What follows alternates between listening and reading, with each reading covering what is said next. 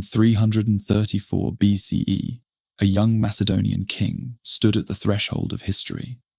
Alexander, barely 20 years old, gazed across the Hellespont at the vast Persian Empire. His 40,000 army awaited his command. From childhood, Alexander had been groomed for greatness. Now he faced his ultimate test: to conquer the mightiest empire the world had ever known. How would this audacious youth overcome the Persian war machine that had crushed so many before him? What revolutionary tactics would he employ to reshape warfare and create one of the largest empires in history? The Macedonian prince, Alexander's early years. In the tumultuous landscape of ancient Greece, a young prince emerged who would reshape the known world. Born in 356 BCE to King Philip II and Queen Olympias of Macedon, Alexander entered a realm fraught with political intrigue and military ambition. Macedon, though often considered a backwater by its more sophisticated Greek neighbours, was rapidly ascending as a formidable power under Philip's rule. Alexander's early years were marked by a rigorous education befitting a future king. At the age of 13, his father appointed the renowned philosopher Aristotle as his tutor. For 3 years, Alexander immersed himself in a diverse curriculum, encompassing philosophy, rhetoric, literature, and natural sciences. Aristotle's teachings profoundly influenced Alexander's worldview, instilling in him a deep curiosity about the natural world and a respect for diverse cultures. These lessons would later shape Alexander's approach to leadership and his treatment of conquered peoples. Under Aristotle's tutelage, Alexander developed a deep appreciation for Greek culture and literature. He became particularly enamored with Homer's Iliad, often sleeping with a copy under his pillow. The epic's tales of heroic deeds and conquest resonated deeply with the young prince, fueling his own aspirations for greatness. While his intellectual pursuits were significant, Alexander's military training began at an early age. Philip II, recognizing the importance of martial prowess, ensured that his son received instruction in the art of war from seasoned Macedonian generals. This blend of intellectual and military education would prove crucial in Alexander's future campaigns. The relationship between Alexander and his father was complex and often strained. While Philip recognized his son's talents, he also viewed him as a potential rival. Tensions came to a head in 337 BCE when Philip married Cleopatra Eurydice, a Macedonian noblewoman. During the wedding feast, Alexander publicly quarreled with his father and subsequently fled Macedon with his mother. At the age of 16, Alexander's leadership abilities were put to the test when Philip left him as regent while away on campaign. During this time, Alexander suppressed a rebellion of the Thracian Maedi, demonstrating both his tactical acumen and his ruthlessness. He ordered the rebels' city to be razed and renamed it after himself, an early indication of his penchant for self-aggrandizement. Alexander's most significant early military experience came at the Battle of Chaeronea in 338 BCE. At just 18 years old, he commanded the left wing of the Macedonian army, playing a crucial role in the decisive victory over the combined forces of Athens and Thebes. This battle not only showcased Alexander's military prowess, but also marked the effective end of Greek city-state independence, solidifying Macedon's hegemony over Greece. The political landscape of Macedon was irrevocably altered in 336 BCE, when Philip II was assassinated by one of his bodyguards. The circumstances surrounding Philip's death remain shrouded in mystery, with some ancient sources hinting at possible involvement by Alexander or his mother, Olympias. Regardless of the truth, Alexander wasted no time in securing his claim to the throne. In the wake of Philip's assassination, Alexander moved swiftly and decisively to eliminate potential rivals and consolidate his power. He ordered the execution of several of his cousins who could have challenged his rule, as well as his father's infant son by Cleopatra Eurydice. These actions, while brutal, effectively removed any immediate threats to his succession. With his position in Macedon secured, Alexander turned his attention to reasserting control over the Greek city-states that had been subjugated by his father. Many saw Philip's death as an opportunity to regain their independence, and rebellions began to foment throughout Greece. Alexander's response was swift and forceful, demonstrating both his military prowess and his political acumen. By the time he reached the age of 20, Alexander had accomplished what many rulers fail to achieve in a lifetime. He had secured his position as king, quelled internal dissent, reasserted control over Greece, and expanded his kingdom's borders. The stage was now set for Alexander to embark on the grand conquest that would immortalize his name in history. The Persian Empire, a formidable foe. As Alexander turned his gaze eastward, he faced a foe that had dominated the ancient world for centuries. The Persian Empire, stretching from the shores of Egypt to the mountains of India, stood as a colossus of power and wealth. This vast realm, ruled by King Darius III, presented a formidable challenge to the young Macedonian king's ambitions. The sheer scale of the Persian Empire was staggering. Its territories encompassed diverse landscapes, from fertile river valleys to arid deserts, and included some of the most prosperous cities of the ancient world. This geographical expanse translated into an immense pool of resources and manpower that Darius could draw upon to defend his realm.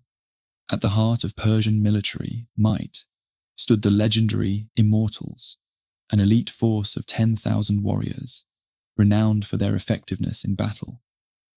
These soldiers formed the backbone of Darius's personal guard and were a key component of the Persian army. The Immortals, along with other specialized units, gave the Persian forces a formidable mix of skill and numbers that had overwhelmed previous invaders. The Persian military structure was not limited to infantry alone. Their forces boasted a significant cavalry component, with an estimated 10,000 horsemen drawn from various regions of the empire. Medes, Hyrcanians, and Bactrians contributed skilled riders to the Persian ranks, creating a mobile and versatile fighting force that could adapt to various terrains and battle conditions. The size of the Persian army was truly awe-inspiring. At the Battle of Issus, one of the pivotal confrontations between Alexander and Darius, historical estimates suggest that the Persian force numbered up to 100,000 strong. This massive army included some of the finest soldiers from across the empire, with Darius's own household troops forming an elite corps of 10,000 warriors. Beyond land-based forces, the Persian Empire also commanded a powerful navy. With major bases strategically positioned around the eastern Mediterranean, the Persian fleet posed a significant threat to any invading army's supply lines. This naval supremacy had long been a key factor in maintaining Persian dominance over the region, and presented a unique challenge to Alexander's primarily land-based military strategy. The strength of the Persian Empire was not solely rooted in its military capabilities. The empire's administrative efficiency was a marvel of the ancient world. A sophisticated system of governance allowed Darius to mobilize vast resources quickly, coordinating efforts across his sprawling territories. This administrative prowess meant that the Persians could sustain prolonged military campaigns and rapidly respond to threats, making them a daunting adversary for any would-be conqueror. The Persian Empire's reputation for invincibility was well earned. Previous attempts by Greek city-states to challenge Persian power had ended in failure, further highlighting the formidable nature of the Persian military and administrative systems. These historical precedents cast a long shadow over Alexander's invasion plans, serving as a stark reminder of the challenges that lay ahead. Despite the overwhelming odds, the Persian response to Alexander's initial incursion was surprisingly dismissive. Persian commanders, accustomed to their empire's supremacy, initially regarded Alexander's invasion as a minor threat. This underestimation of the young Macedonian king's military capabilities and the resolve of his forces would prove to be a critical error in the early stages of the conflict. However, beneath its imposing exterior, the Persian Empire harbored vulnerabilities that a cunning opponent could exploit. The empire's vast size, while providing immense resources, also presented challenges in coordinating its diverse forces effectively. The reliance on traditional tactics and the lack of unity among its varied ethnic and cultural groups were potential weaknesses that an innovative military mind might turn to advantage. As Alexander prepared to confront this ancient superpower, the stage was set for a clash that would reshape the political landscape of the known world. The young Macedonian king, armed with innovative military tactics and a corps of battle-hardened veterans, stood ready to challenge the might of Persia. The question that hung in the air was whether Alexander's military genius and the loyalty of his troops would be enough to overcome the seemingly insurmountable advantages of the Persian Empire. Crossing the Rubicon, the invasion begins. In 334 BC, Alexander the Great stood at the precipice of history, preparing to lead his army across the Hellespont into Asia Minor.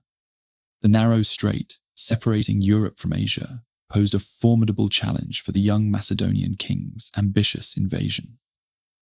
As dawn broke, Alexander's forces began their crossing, a logistical feat of immense proportions.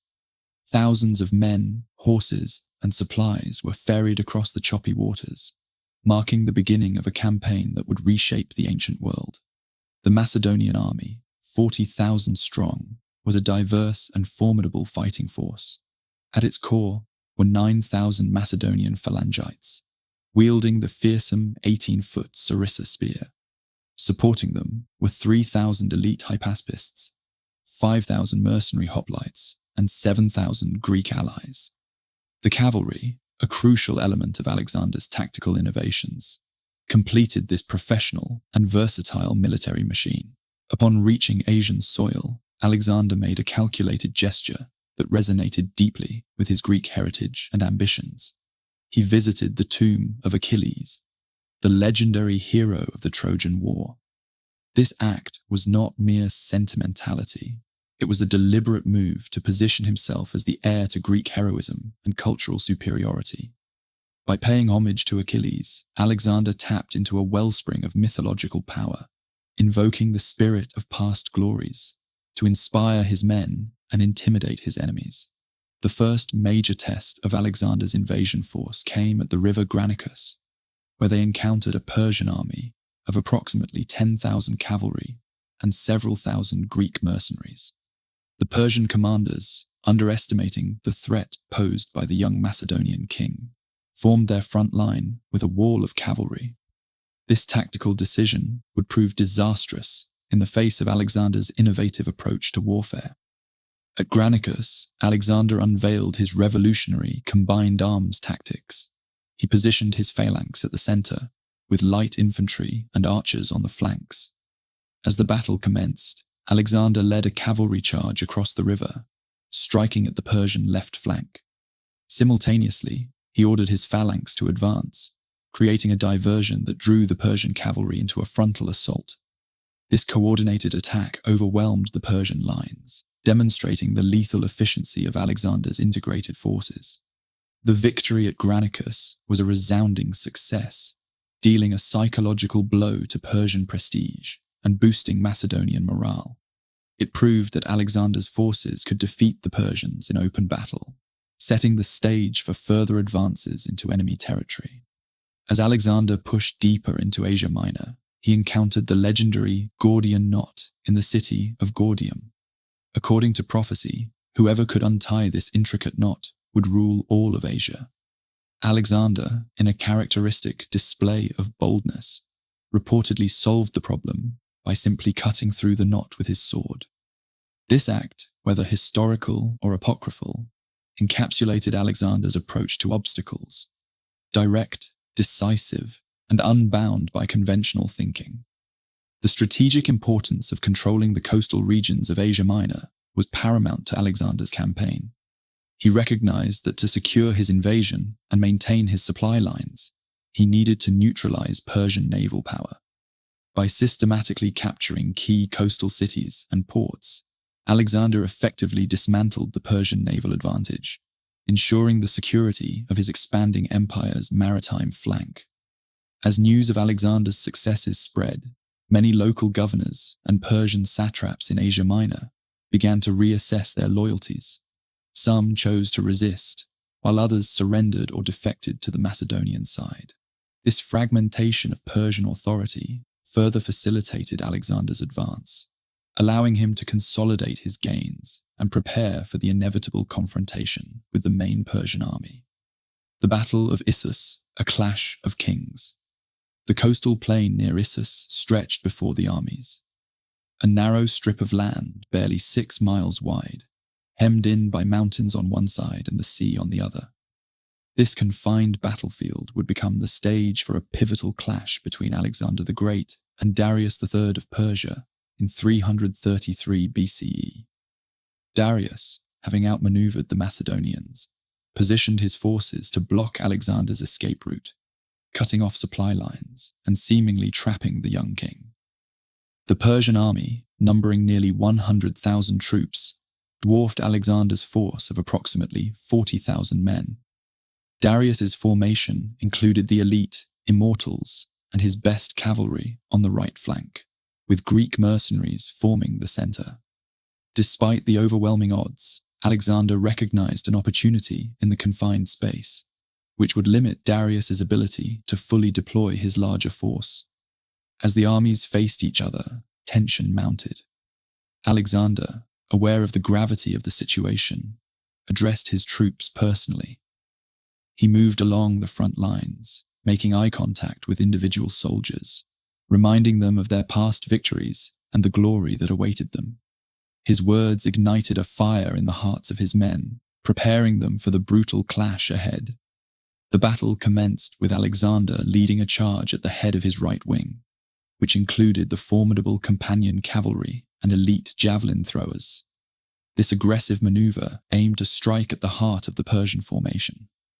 Alexander, his blonde hair visible beneath his plumed helmet, was at the forefront of the assault, his sword raised high as he urged his men forward. As Alexander's charge penetrated the Persian lines, the battlefield erupted into fierce combat. The Macedonian phalanx, initially struggling in the center, faced intense pressure from the Persian forces. However, the disruption caused by Alexander's charge allowed the phalanx to regain momentum. The synchronized movement of the phalanx, with their long sarissas forming an impenetrable wall of spears, gradually pushed back the Persian center. The battle reached its climax as Alexander and his companions drove deeper into the Persian ranks, aiming directly for Darius III. Alexander, his armor splattered with blood and dust, fought with a ferocity that inspired his men to greater efforts. As the Macedonian cavalry approached, Darius, witnessing the collapse of his front lines, was overcome with fear. In a moment that would forever change the course of the battle, the Persian king turned his chariot and fled the battlefield. The sight of Darius in flight had a devastating effect on Persian morale. Soldiers who moments before had fought with determination now looked to each other in confusion and panic. The cohesion of the Persian army rapidly disintegrated as the realization of their king's abandonment spread through the ranks. Conversely, the Macedonians were galvanized by the enemy's disarray. Alexander's troops, already buoyed by their leader's bravery, now pressed their advantage with renewed vigor.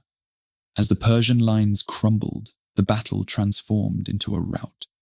The Macedonian forces pursued their fleeing opponents with ruthless efficiency. The scale of the Persian defeat was staggering. Ptolemy, one of Alexander's trusted commanders, later recounted that there were so many Persian dead that his men used their bodies to fill a ravine, allowing them to cross and continue their pursuit. The Battle of Issus stands as a testament to Alexander's tactical brilliance and personal courage. By turning a potentially disastrous situation into a decisive victory, he demonstrated his ability to adapt to unexpected challenges and exploit his enemy's weaknesses. The young king's willingness to lead from the front, risking his own life in the thick of battle, had inspired his troops to overcome seemingly insurmountable odds. Siege of Tyre, Alexander's greatest challenge. Alexander's siege of Tyre in 332 BCE presented an unprecedented challenge to his military prowess. The Phoenician stronghold, situated on an island half a mile from the mainland, had repelled countless invaders throughout history. Its formidable defenses and naval superiority emboldened the Tyrians to reject Alexander's demands for surrender. setting the stage for a grueling 7-month siege that would test the limits of Macedonian resolve. The most immediate obstacle was the stretch of water separating Tyre from the coast. Undeterred, Alexander ordered the construction of a massive causeway to bridge this gap. This engineering marvel required an immense volume of materials, with workers stripping stone and timber from the ruins of old Tyre on the mainland. As the causeway inched forward, labourers toiled under a constant barrage of Tyrian arrows, rocks, and flaming projectiles. The deeper waters near the island proved treacherous, with powerful currents eroding the structure faster than it could be built. Tyrian counterattacks were relentless and ingenious. They deployed fire ships, vessels laden with combustible materials, to wreak havoc on the Macedonian fleet. These attacks not only destroyed much of Alexander's work, but also inflicted heavy casualties on his forces. Recognizing the need to neutralize Tyre's naval advantage, Alexander assembled his own fleet, recruiting ships from conquered cities and persuading some Phoenician vessels to defect. This naval buildup allowed him to establish a blockade, cutting off Tyre's supply lines and limiting their ability to launch attacks. Even with naval support, breaching Tyre's walls remained a formidable task. Alexander employed cutting-edge siege technology, including massive towers mounted on ships. These floating fortresses allowed his forces to attack the city walls from a distance, providing an unprecedented tactical advantage in naval warfare. As the siege dragged on, the psychological toll on both sides intensified. Alexander's troops, accustomed to swift victories, grew increasingly restless and demoralized. The constant danger and grueling labor tested their resolve. Within Tyre, the initial confidence of the defenders gave way to growing anxiety. As Alexander's forces inexorably advanced, food supplies dwindled, and the prolonged isolation began to wear on the population's morale. Alexander, keenly aware of the importance of maintaining his army's fighting spirit, led from the front. He personally participated in assaults on the city walls, inspiring his men with his courage and determination. This hands-on leadership helped sustain the Macedonian army's motivation through the long months of the siege. The final assault came after 7 months of relentless effort. Using their ship-borne siege towers, Alexander's forces breached the southern wall of the city. The Macedonian army poured through this opening, engaging in fierce street-to-street combat with the desperate Tyrian defenders. The battle was brutal and bloody, with both sides knowing that the fate of the city hung in the balance. In the end, Alexander's persistence and ingenuity overcame Tyre's defenses. The city fell, marking a significant victory in his campaign against Persia. However, the triumph came at a terrible cost. The consequences of the siege were devastating for Tyre's inhabitants, with most of the city's citizens killed or enslaved. A harsh reminder of the brutal realities of ancient warfare and the price of resistance against Alexander's ambitions. Egypt, from conqueror to pharaoh.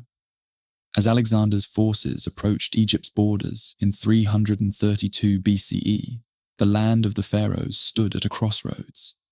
Years of Persian rule had created simmering discontent among the populace, who longed for a return to their ancient customs and religious practices. Alexander, sensing this undercurrent of dissatisfaction, made a calculated decision to present himself not as a conqueror, but as a liberator. Upon entering Egypt, Alexander was met with an unexpected reception. Instead of resistance, he found a populace eager to embrace him as a savior from Persian oppression. This warm welcome was further solidified when the priests of Memphis, in a ceremony steeped in millennia of tradition, crowned Alexander as pharaoh. This act of coronation transformed Alexander's status from foreign invader to divinely sanctioned ruler in the eyes of the Egyptian people. Building on this initial success, Alexander embarked on a perilous journey across the desert to the Oracle of Siwa. This ancient sanctuary, dedicated to the god Amun, had long been a source of divine guidance for rulers and conquerors. The oracle's pronouncements were considered infallible, and its influence extended far beyond Egypt's borders. Upon reaching the oracle, Alexander received a proclamation that would fundamentally alter his status. He was declared the son of Amun, elevating him from mortal ruler to living god within the Egyptian pantheon. The cultural fusion, initiated by Alexander's conquest of Egypt, had profound and lasting consequences. The founding of Alexandria at the mouth of the Nile stands as a testament to this blending of Greek and Egyptian cultures. Envisioned as a beacon of Hellenistic civilization, Alexandria quickly grew into a cosmopolitan center of learning and commerce. The city's famous library and lighthouse became wonders of the ancient world, attracting scholars, artists, and merchants from across the known world. Alexander's administrative reforms in Egypt demonstrated a sophisticated understanding of governance and cultural integration. Rather than imposing a purely Greek system, he blended Greek and Egyptian administrative structures, creating a hybrid approach that would influence the region for centuries. By retaining many Egyptian officials in their positions and respecting local customs, Alexander ensured a smooth transition of power and minimized potential resistance to his rule. The contrast between Alexander's treatment of Egypt and the previous Persian occupation was stark. Where the Persians had often been heavy-handed and culturally insensitive, Alexander presented himself as a protector of Egyptian traditions. He participated in Egyptian religious ceremonies, made offerings to the gods, and even adopted elements of Egyptian royal dress. This cultural flexibility not only won him the support of the Egyptian elite, but also resonated deeply with the broader population. The strategic importance of Egypt to Alexander's empire cannot be overstated. Its vast agricultural wealth, control of key trade routes, and cultural prestige made it an invaluable asset. By winning the hearts and minds of the Egyptian people, Alexander had secured his western flank and gained a stable base from which to launch further campaigns.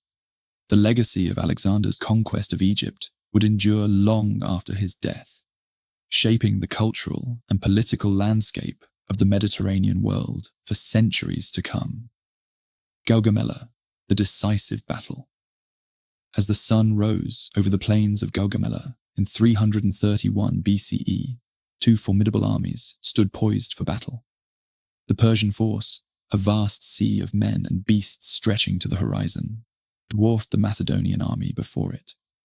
Tension hung thick in the air as soldiers on both sides gripped their weapons, knowing that the fate of empires would be decided that day. Darius III had assembled a force of 50,000 to 80,000 men, drawing from the far reaches of his empire. The Persian army boasted infantry from Syria and Babylonia, cavalry from Armenia, India, and Central Asia, and up to 200 fearsome scythed chariots. In contrast, Alexander's smaller but battle-hardened army, possibly outnumbered 2-1, stood in disciplined formation, the Macedonian phalanx at its core. As the armies faced each other, Alexander unveiled his unconventional battle plan. He led his right wing in an unexpected maneuver, moving further to the right and prompting Darius to weaken his center in an attempt to outflank the Macedonians. This tactical genius created the opening Alexander had anticipated. Darius, seeing the Macedonian movement, unleashed his scythed chariots. However, Alexander had prepared for this. His Agriones javelin throwers targeted the horses and crews with deadly accuracy, neutralizing the chariot threat before it could reach the Macedonian lines. This countermeasure allowed Alexander's infantry to maintain their formation, rendering one of Darius's most potent weapons ineffective. With the Persian center weakened and the chariot attack thwarted, Alexander seized the moment. He led his elite companion cavalry in a decisive charge, driving a wedge into the heart of the Persian army. The suddenness and ferocity of this assault sowed panic among the Persian troops, ultimately causing Darius to flee the battlefield. However, victory was not yet assured. While Alexander's right flank succeeded, his left flank under Parmenion faced severe pressure from Persian cavalry. The situation became so dire that Parmenion sent a desperate plea for help to Alexander, forcing the young king to make a critical decision. Abandoning his pursuit of Darius, Alexander regrouped and charged the Persian right wing. This phase of the battle proved to be the most intense and bloody, with the companion cavalry suffering significant casualties in close-quarters combat. Alexander's presence on the front lines, sharing in the dangers faced by his men, inspired the Macedonian forces to push beyond their limits. As the Persian center collapsed and their right wing crumbled under renewed Macedonian assault, the once mighty Persian army disintegrated into a chaotic mass of fleeing soldiers. Alexander's victory at Gaugamela was decisive, with ancient sources claiming Macedonian losses of only a few hundred compared to thousands of Persian casualties. The Battle of Gaugamela marked a significant shift in the balance of power in the ancient world. Alexander's military genius and innovative tactics had dismantled the previously dominant Persian forces, effectively ending the Persian Empire as a cohesive entity. This victory not only secured Alexander's reputation as one of history's greatest military commanders, but also paved the way for the spread of Hellenistic culture across vast swathes of Asia. In the days following the battle, Alexander moved swiftly to capitalize on his success. He pursued Darius deeper into Persian territory, intent on capturing the fleeing king and solidifying his claim to the Persian throne. The great cities of the empire, including Babylon and Susa, fell to Alexander in quick succession, their treasuries swelling his coffers and fueling his ambitions for further conquest. The fall of Persepolis, triumph and controversy. As Alexander approached Persepolis, the ceremonial capital of the Persian Empire, he stood at a crucial crossroads. The city, a marvel of ancient architecture, sprawled before him with its towering columns, intricate reliefs, and gleaming golden roofs. Persepolis held immense symbolic importance as the heart of Persian culture and power, representing centuries of imperial might and artistic achievement. Alexander's actions in this awe-inspiring city would not only shape the future of his campaign, but also define his legacy as either a conqueror or a legitimate ruler of the Persian realm. Initially, Alexander attempted to present himself as a rightful successor to King Darius, showing restraint in his treatment of Persian customs and institutions. This approach aligned with his earlier efforts to integrate local governance structures and respect cultural traditions in conquered territories.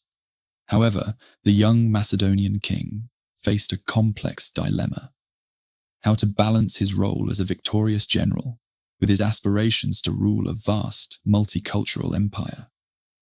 The treasures found within Persepolis were beyond imagination, surpassing even the wildest expectations of Alexander and his battle-hardened troops. The city's vast wealth, accumulated over generations of Persian rule, significantly impacted the morale and resources of the Macedonian army. Soldiers who had endured years of grueling campaigns suddenly found themselves surrounded by unparalleled riches, potentially reinvigorating their commitment to Alexander's cause. Despite the initial restraint, Alexander's relationship with Persepolis took a dramatic and controversial turn. In a decision that would spark centuries of debate, he ordered the pillaging and burning of the city. This act of destruction was ostensibly framed as retribution for the Persian invasion of Greece and the burning of Athens' sacred temples in 480 BCE, events that had occurred over 150 years earlier. The burning of Persepolis held profound symbolic significance. It marked the end of the Achaemenid dynasty's power and the ascendancy of Macedonian rule. The destruction of the royal palaces, with their intricate friezes depicting the might of Persian kings, was a powerful statement of Alexander's conquest. However, this act of cultural erasure would have far-reaching consequences for Alexander's empire-building ambitions. The reaction of the Persians to the destruction of their sacred city was one of profound loss and resentment. Persepolis was not merely a seat of government. It was a symbol of their cultural heritage, a testament to the artistic and architectural achievements of their civilization. Its destruction represented not only a military defeat, but also a spiritual and cultural blow to the Persian people. The burning of Persepolis had far-reaching consequences for Alexander's campaign and his vision of empire. It marked a turning point in his relationship with his Persian subjects, many of whom had initially welcomed him as a liberator from the oppressive rule of Darius III. The destruction of this cultural landmark complicated his efforts to integrate them into his new power structure, eroding much of the goodwill Alexander had cultivated among the Persian elite. Moreover, the controversy surrounding Persepolis raised questions about Alexander's long-term goals and his ability to govern a diverse empire. While his military prowess was unquestionable, his actions at Persepolis suggested a potential lack of political finesse or cultural sensitivity. This event foreshadowed the challenges Alexander would face as he pushed further east, attempting to meld disparate cultures and traditions into a cohesive imperial structure. The memory of Persepolis's destruction would linger, influencing Persian attitudes towards Macedonian rule long after Alexander's death, and shaping the complex legacy of his conquests in the region. Into the unknown, the Indian campaign. Alexander's decision to invade India in 327 BCE showcased an ambition that seemed boundless.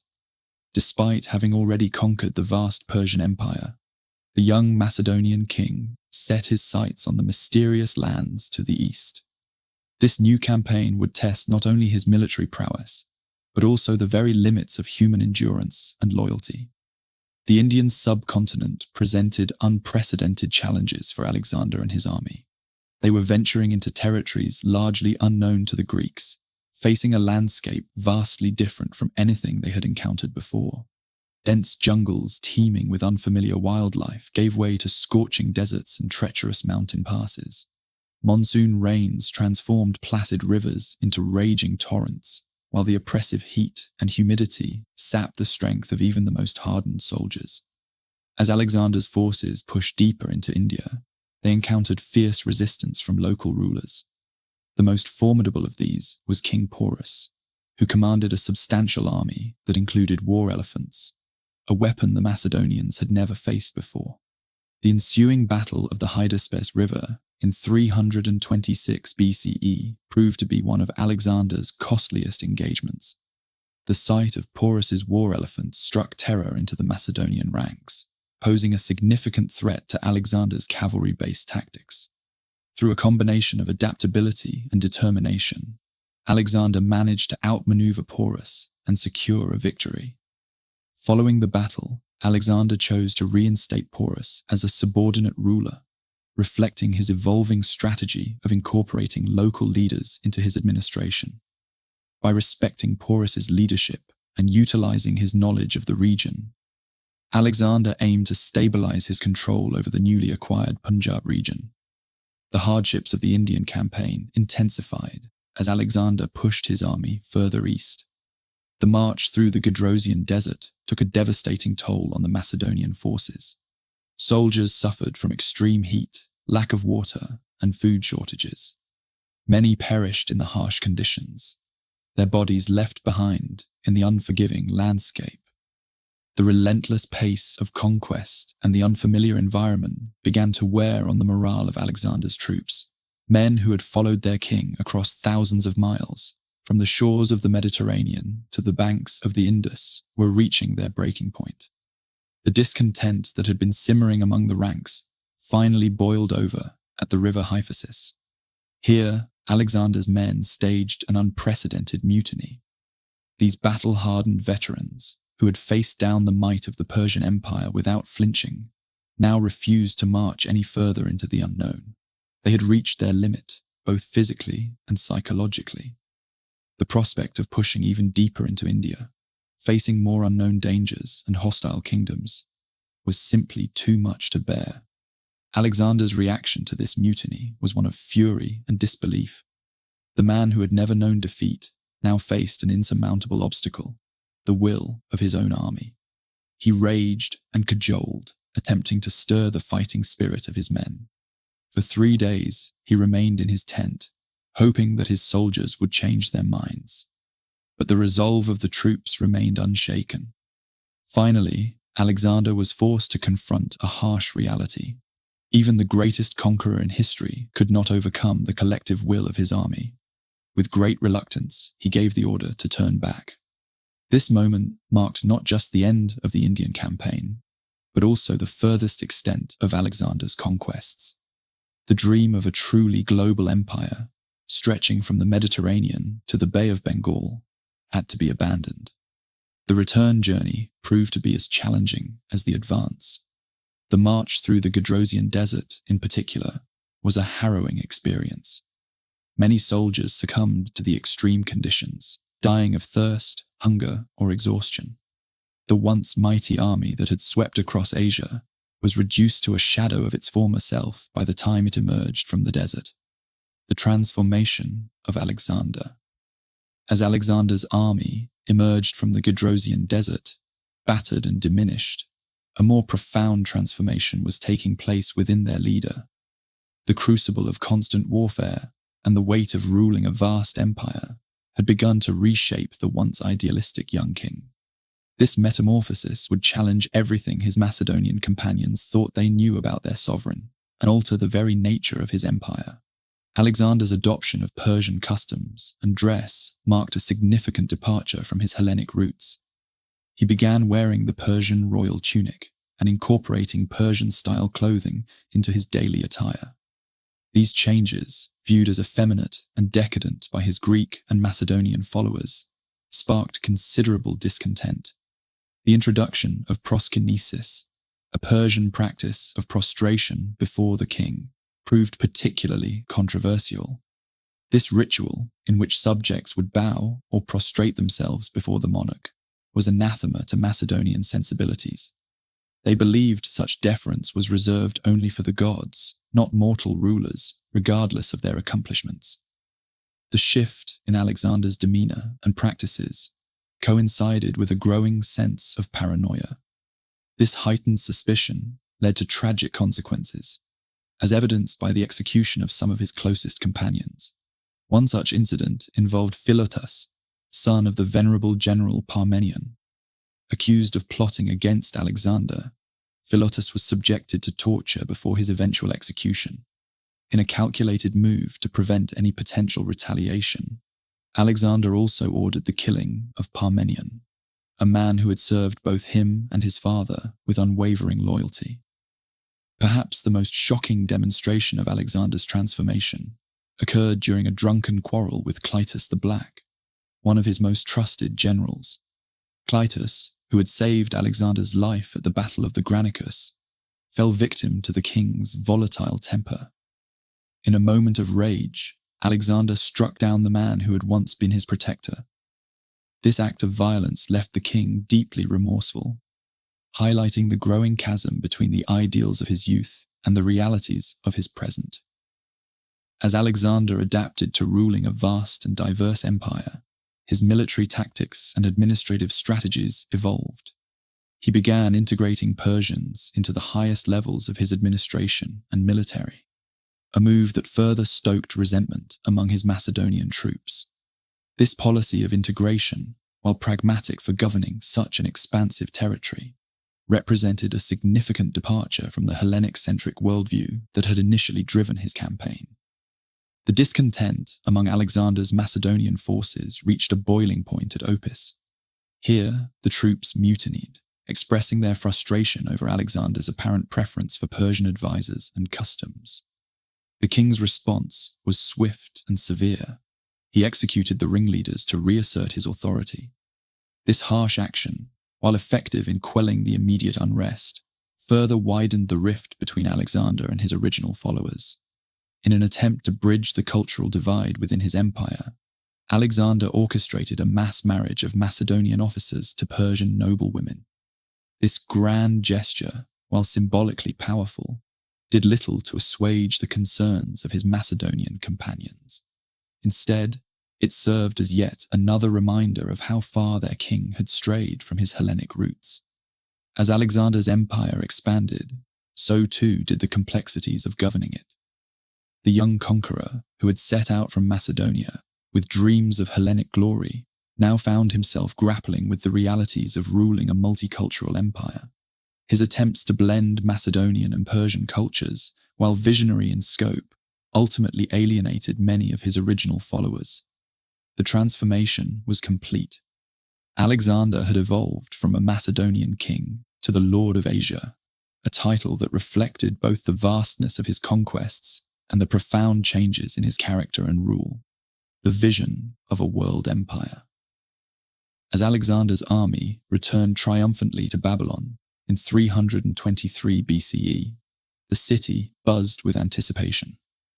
The young conqueror, now master of an empire stretching from Greece to India, rode through the streets surrounded by cheering crowds and exotic spoils.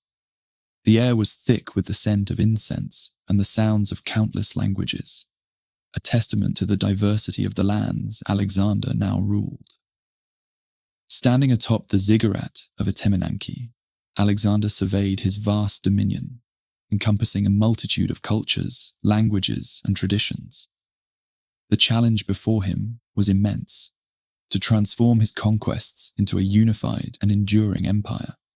This task required innovative approaches to governance, given the sheer geographical expanse and cultural diversity of his territories. Central to Alexander's unification strategy was his policy of racial fusion, exemplified by the mass wedding ceremony at Susa.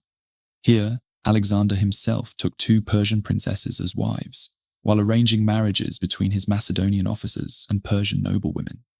This grand gesture aimed to create lasting bonds between conquerors and conquered, laying the groundwork for a truly integrated empire.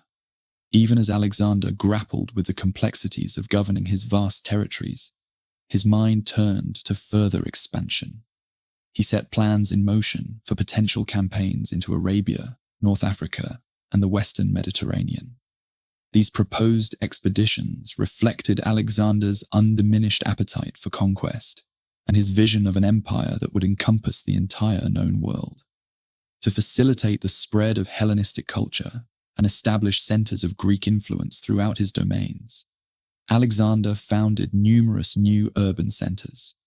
These cities, often named Alexandria, served as focal points for the dissemination of Greek ideas, art, and governance, while also acting as vital hubs for trade and cultural exchange. Alexandria in Egypt would become one of the great intellectual and commercial centers of the ancient world.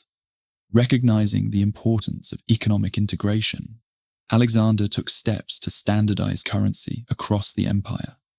This move aimed to facilitate trade and economic interaction among the diverse regions under his rule.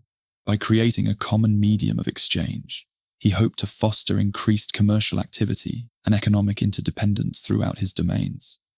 Alexander's efforts to unify his empire extended to the military sphere as well. He began training 30,000 Persian youths in the Macedonian art of war, aiming to create a new hybrid force that could serve as the backbone of his unified empire. This initiative not only expanded his military capabilities, but also demonstrated his commitment to incorporating conquered peoples into the highest echelons of his administration. The ultimate goal of these varied initiatives was the creation of a unified world empire that would blend the best elements of Eastern and Western cultures. Alexander envisioned a harmonious coexistence among the diverse peoples he had conquered, with Greek and Persian traditions merging to form a new syncretic civilization. This grand vision represented a radical departure from the traditional Greek view of non-Greeks as inherently inferior, instead embracing a more cosmopolitan outlook that recognized the value and contributions of all cultures within the empire. The mysterious death of a conqueror. In 323 BCE, Alexander the Great's triumphant return to Babylon took a devastating turn. The conqueror of the known world, fresh from his campaigns and brimming with plans for future conquests, was suddenly struck down by a mysterious and severe illness. The bustling city, once alive with anticipation of new horizons, fell into an eerie silence as news of Alexander's deteriorating condition spread like wildfire. The onset of the illness was swift and merciless. Within days, the seemingly invincible king was bedridden, his legendary strength rapidly ebbing away. The fever that gripped him defied all attempts at treatment, leaving his physicians baffled and his companions in a state of shock. As Alexander's condition worsened, the atmosphere in Babylon grew increasingly tense, with courtiers, generals, and advisors gathering anxiously outside his chambers. The sudden decline of their leader sent shockwaves through the empire. Those who had witnessed Alexander's meteoric rise and unparalleled military successes now watched helplessly as he battled an unseen foe. The streets of Babylon, once filled with celebration, now echoed with hushed whispers and fervent prayers for the king's recovery. The cause of Alexander's fatal illness has remained a subject of intense debate among historians and medical experts for centuries. Some theories point to natural causes such as malaria, typhoid fever, or cholera, all of which were prevalent in the region. These diseases could have easily afflicted the king, especially considering the physical toll of his constant campaigning and the unsanitary conditions of ancient warfare. Other experts have proposed more sinister explanations. The possibility of poisoning has been seriously considered, given the political intrigue that often surrounded powerful figures in the ancient world. Alexander had made numerous enemies during his conquests, and there were those who might have seen an opportunity to eliminate a formidable adversary. A third school of thought suggests that Alexander's death may have resulted from a combination of factors. The cumulative effects of wounds sustained in battle, the stress of constant campaigning, and his renowned propensity for heavy drinking could have weakened his constitution, making him more susceptible to a fatal illness. As Alexander lay on his deathbed, the future of his vast empire hung in the balance. His closest companions gathered around him, their faces etched with concern and barely concealed ambition. It was during these final moments that Alexander reportedly uttered his famous last words. When asked who should succeed him as ruler of the empire, he allegedly responded with the cryptic phrase, "to the strongest." This ambiguous statement would prove to be a fateful one, setting the stage for years of conflict and power struggles among his generals. The impact of Alexander's impending death on his grand plans was immediate and profound. His vision of further conquest and imperial unification began to crumble even as he drew his final breaths. The carefully laid plans for campaigns into Arabia, North Africa, and the Western Mediterranean were suddenly rendered moot. The dream of a truly unified empire, blending the best of Eastern and Western cultures, seemed to slip away with each labored breath. On June 10th, 323 BCE, Alexander the Great breathed his last. He was just 32 years old. The young king, who had reshaped the geopolitical landscape of the ancient world in just over a decade, had fallen not to an enemy's sword, but to an unseen assailant that no amount of military prowess could overcome. His death marked the end of an era and the beginning of a new chapter in ancient history, one that would be shaped by the ambitions and conflicts of those he left behind, legacy of an empire builder. Alexander's life ended abruptly, but his influence on the ancient world was only beginning. The dissolution of his vast empire among his ambitious generals set the stage for a cultural revolution that would transform the known world. This fragmentation, paradoxically, became the catalyst for one of the most significant cultural expansions in ancient history. In the wake of Alexander's death, his empire quickly fractured into several distinct kingdoms ruled by his former generals. The Ptolemaic kingdom in Egypt, the Seleucid Empire stretching from Syria to Central Asia, and the Antigonid dynasty in Macedonia emerged as the primary inheritors of Alexander's conquests. Despite their political divisions, these Hellenistic kingdoms shared a common cultural heritage rooted in Greek traditions, blended with local customs and practices. This period, known as the Hellenistic Age, saw an unprecedented spread of Greek culture across the territories Alexander had conquered. From Greece to Pakistan, the fusion of Greek and Eastern elements created a vibrant new cultural landscape that would shape the Mediterranean and Near East for centuries to come. Greek became the lingua franca of the educated elite, facilitating the exchange of ideas across vast distances and diverse populations. Alexandria in Egypt stands out as the crowning achievement of Alexander's urban vision. The city's famous Library of Alexandria became the intellectual heart of the Hellenistic world, attracting scholars, scientists, and philosophers from across the known world. Here, advancements in art, science, and philosophy flourished, characterized by a spirit of inquiry and innovation that defined the Hellenistic period. Alexander's legacy extended far beyond the realm of culture. His military innovations, particularly the use of combined arms tactics, revolutionized warfare and influenced military strategies for centuries. The vast network of conquered territories under his brief rule also facilitated unprecedented levels of trade and cultural exchange between East and West. This cross-cultural pollination would have lasting effects on art, architecture, religion, and philosophy throughout the region. In the realm of art and architecture, the Hellenistic period saw a remarkable blending of Greek and Eastern styles. Sculptors began to explore more dramatic, emotional themes, moving away from the idealized forms of classical Greek art. Architecture incorporated elements from various traditions, resulting in grand, eclectic structures that reflected the cosmopolitan nature of the Hellenistic world. However, Alexander's legacy is not without controversy. In the West, he is often celebrated as a visionary unifier, a cultural ambassador who brought Greek civilization to the far corners of the known world. In contrast, some Eastern traditions remember Alexander as a ruthless conqueror, whose campaigns brought destruction and upheaval to long-established civilizations. This dichotomy reflects the complex nature of Alexander's impact and the differing experiences of those who came under his rule. Despite these contrasting views, the profound influence of Alexander's conquests on the course of ancient history is undeniable. The Hellenistic kingdoms that emerged from his empire would shape the political and cultural landscape of the Mediterranean and Near East for centuries. The spread of Greek culture and language facilitated by his conquests would later prove instrumental in the rapid dissemination of Christianity across the Roman Empire. Moreover, the idea of a vast, multicultural empire united under a single ruler, which Alexander had briefly realized, would inspire future conquerors and statesmen.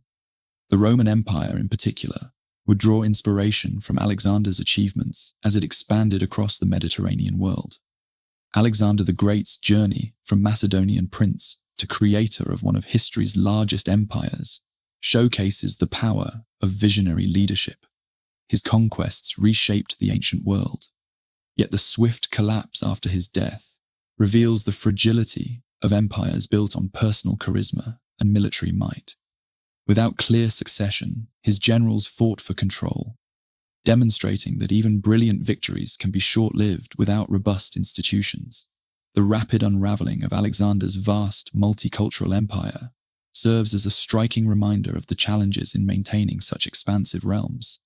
What can we learn from Alexander's legacy about the nature of power and the sustainability of influence in leadership and empire building?